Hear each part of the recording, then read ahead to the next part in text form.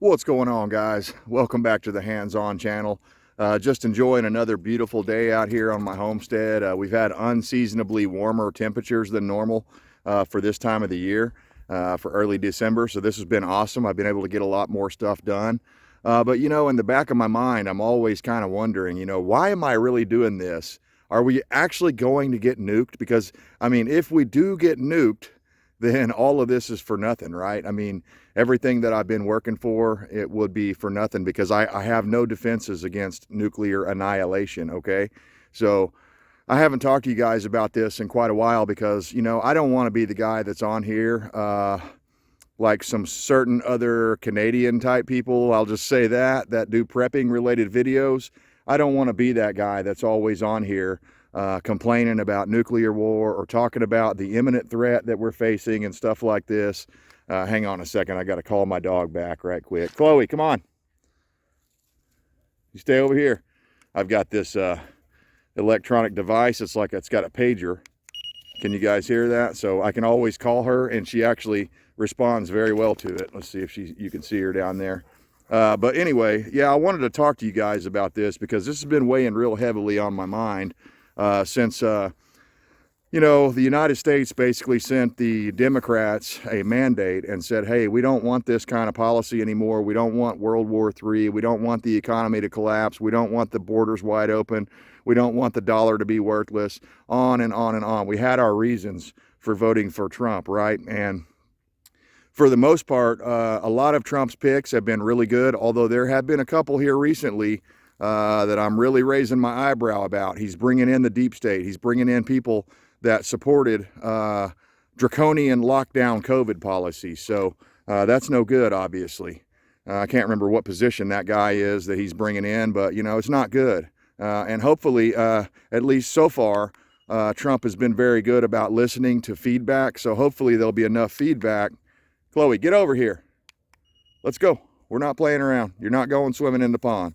This dog loves to go swim in the pond right before I'm ready to leave. And the problem with that is today I'm in my black Chevy truck, my single cab, and she will not ride in the back. So anyway, it's a big deal. I've got to keep her out of the pond. So I apologize if I get distracted because I'm having to watch this dog like a hawk, or otherwise she'll run down there and take a nice swim at the least convenient time. But anyway, back to what we were saying. Since the announcement that Trump won the election and there wasn't a whole lot of, fighting back and forth about who won or counting votes or anything like that. It was a pretty clear-cut, open and shut case. Trump won an astounding victory, and that's a mandate. That's a mandate to the deep state establishment, the people that are currently unelected officials that have been in charge and are career politicians and stuff like this that never leave. They're in this revolving door political policy where they become a senator, let's say, and then they term out and then they become a lobbyist or something like that, or they go work for a NGO or some other thing like that, where they're always right there on the cusp or on the edge of decision making. And that's a real problem. So, of course, because Trump won, Biden and his handlers and the deep state seem to be doing everything they can do to ensure or guarantee that we're going to be in World War III with Russia and Iran and others. There'll be other nations that will join in with the Axis, I guess, if you want to call them that. Although the way the United States has been posturing since about 2012, 2014, with our world police policies and stuff, going over what I'm talking about specifically is Ukraine. When we went over there and we sent Victoria Nuland and George Soros's money, and we started that Maidan color revolution over there. Yeah, that was 100% sponsored and started by the United States of America and George Soros with his money and several other people. You can go watch the movie Ukraine on Fire. It gives great detail. It goes into great detail about the reason that Putin invaded and had a limited, what do they call it, a limited operation or something like that, just in that one region where it's predominantly Russian-speaking people that are living over there, and they're very pro-Russian people. Well, that was what the whole Maidan revolution was all about, is they were trying to get rid of those types of people. They wanted to have pro-Western governments come in there. So they did all that under Obama and Biden's leadership and their policies back in 2014. That's why Russia invaded in, was that 2021, when they invaded those sections of Ukraine. So fast forward to today, or more recently in the last couple of weeks, Biden has given Ukraine the permission to use these long-range American-provided missiles. I don't remember what they're called right now, but they're using ATACMS or something like that. They're allowed to use these ATACMS missiles, which, from my understanding, cannot be fired without the implementation and use of U.S. government satellites to triangulate them and position them and stuff like that. So Biden said earlier on, when he was actually talking more reasonably, that if we did this, if we gave Ukraine the advantage or the ability to shoot long-range missiles inside of Russia, that would mean World War III. And he was absolutely right. And it still means absolutely exactly the same freaking thing that it meant before. So what has changed? Well, Biden and the Democrats are losing power. The people in the deep state are losing control. And what do they do? What do Democrats always do when they lose power and control? They get violent. They get mean. They activate their brown shirt army of Antifa, BLM, whoever the hell it is, pussy hats, whatever they can do to disrupt the norm and to cause a panic and to cause, problems. Well, this time around, they've decided that they're going to go ahead and get us so involved in World War III, there will be no way possible for Trump to do what he said during his campaign and, stop the war and end the thing in like one day or whatever he said. Now, one thing that I'm seeing here that I'm not liking is Trump hadn't said jack shit since Biden did this. Trump needs to be out there on a loudspeaker, on a microphone saying, hey, the American people sent the United States government a mandate. We do not want to pursue or continue this war. There is no reason for you to be doing this, Biden, except for you're trying to burn the bridge behind you. That's exactly what I think's going on, guys. The Democrats, when they don't get their way, they throw a fit and they try to burn the damn thing down. That's the only thing they can do, because they definitely don't want someone like Trump being able to go in and upend their hold on the deep state, their hold on power. Because let's be realistic and honest about this for a second. I'm not saying that no Republicans or no conservatives have ever been involved with a deep state. That would be naive and wrong to say that. But it's predominantly controlled by liberal, Democrat, progressive, party policies, okay? That is undeniable. That's an undeniable truth. It's predominantly controlled by their ideology, their agenda. That's why we see these things consistently happening over and over and over that are favorable to the Democrat policies, right? So anyway, guys, I don't know what to tell you. Are we going to get nuked? Hell if I know. I don't know. Maybe Russia is bluffing. And I think that the Biden administration and the people that are in charge, the generals and stuff like this, are probably telling the higher ups that, Putin's just bluffing. He'll never use a nuke, because if he does, he knows he'll be annihilated. Well, here's the big, stark, contrasting difference between the United States people and the Russian people. Well, you see, ever since the Cold War, the Russians and the Russian government, you say what you want about the communist government, and it's probably true, a lot of it. But one thing they did that was much smarter than the United States is they started building underground facilities and bunkers for their civilians, for their citizens, okay? Not just their upper elite, upper crust people that are going to get to go to the secret base underneath Denver Airport or whatever, or that secret base underneath Camp David or whatever, or the little place underneath the White House or underneath the Capitol, wherever the fuck it is, right? We're not going to get to go there. We're the plebes that are going to be out here dying of radiation poisoning, okay?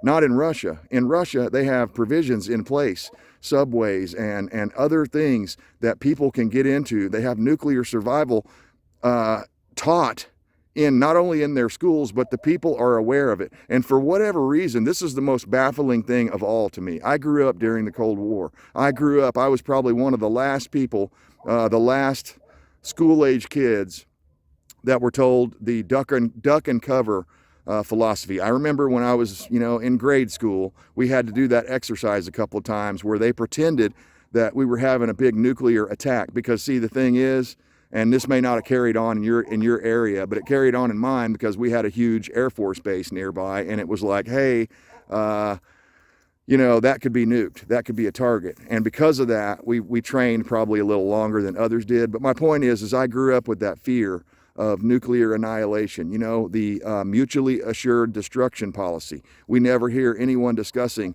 anything like that that's even remotely reasonable anymore. These clowns are trying to get us fucking nuked, man. I mean, again, you can do a lot of prepping. I can do a lot of stuff. I can buy land. I can have, a perfectly functioning off-grid setup where I'm almost 100% self-reliant. But you know what I can't do? I can't stop a fucking nuke from coming down on me or near me and poisoning my land, poisoning me, poisoning my family. So am I worried about it? Hell yeah, I'm worried about it.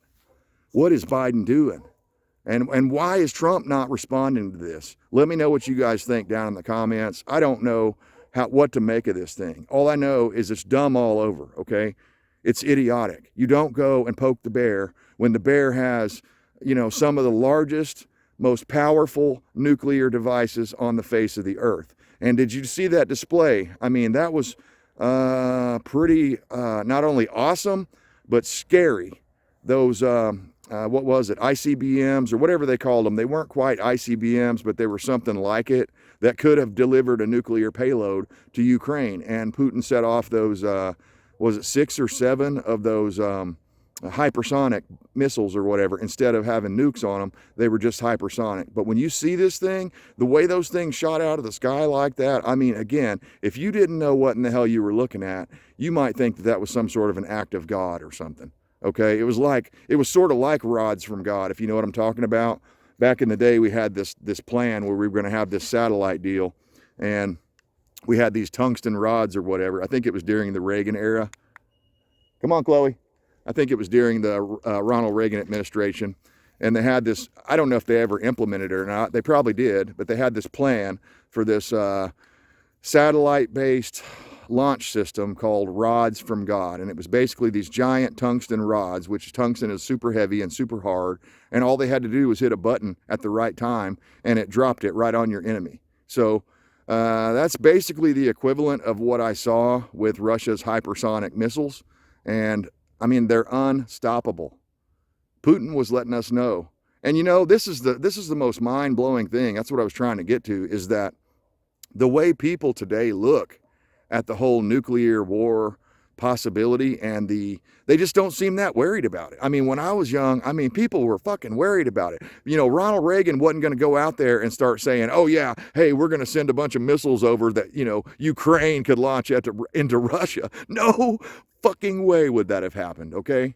Now, tensions were different, things were different back then, but they weren't that much different. And I can't imagine going back to my childhood days, going back in time and telling myself that, hey, by the way, in the future, we're going to be relying on Vladimir Putin's good graces not to start thermonuclear annihilation, okay? Not to, launch the mad doctrine, when they know for a fact they have a lot better chances of recovering after all the smoke settles and all the nuclear radiation settles, because they have plans in place. They have bunkers where they can put their citizenry, okay? We don't have that shit.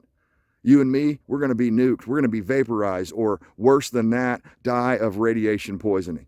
So guys, let me know what you think is going on down there. I think, again, this all ties back into the deep state, but even deeper than that, even deeper than the swamp or the deep state, is the real controllers that very few of us ever even talk about, because if you do talk about them, your videos tend to get banned. But I'm going to tell you who they are.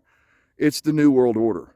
It's the globalist agenda. It's the people like Klaus Schwab and George Soros and all these other fucking rich retards that want to come. They think they've got it all figured out because somehow they won life's lottery. And it's just unbelievable, man. They don't care about anybody else but their own, their own family and their own people and their own, their small, select, elitist group. They think we're just useless eaters out here stealing their resources. So guys, look out. Don't let your guard down. I'm not telling you to quit prepping. Hopefully I didn't send that message earlier on in the video, but you got to still keep prepping. You got to keep putting one foot in front of the other. You got to, I guess, pretend that, everything's going to be okay. In the past, somehow, some way, usually everything is okay. But I'm worried this time it might not be okay. I mean, we're going to do something, and we're going to take something just one step too far. And, you know, it's one thing if it's the United States controlling all this stuff with the long-range ATACMS missiles. And I guess there is some control over that because they have to have the United States or NATO or somebody control those satellites. That's one thing. It's a whole nother thing if they're turning this shit over, this highly advanced equipment over to people like Zelensky and people in his army, okay? Not consistent, not a good guy, I don't believe. I believe Zelensky is, you know, skimming off the top of all those hundreds of billions of dollars. And from what I know, he's like one of the richest people ever to come out of that region. So he's basically set for life. So anyway, guys, I just wanted to broach the topic here and talk about this a little bit. Again, I don't want to beat a dead horse or beat the drum too hard because there's plenty of people on YouTube that do that all the time for views, and I get why they do it. It doesn't make it right, though. So I want you guys to continue the discussion down in the comments. Let me know, you know, we'll go back and forth or whatever and talk about this. I mean, what are you doing? Are you doing anything differently? Are you warning people that, hey, man, you know, we're on the verge of nuclear annihilation. You better do X, Y, Z, or else you're going to be shit out of luck when the time comes. I mean, are you trying to get people to be aware of that? Or are you just ignoring it because you know to acknowledge and to worry about it is not constructive. It's not going to help you. You're not, as a single person out here like this, making videos and stuff, I'm not going to be able to stop this thing, okay?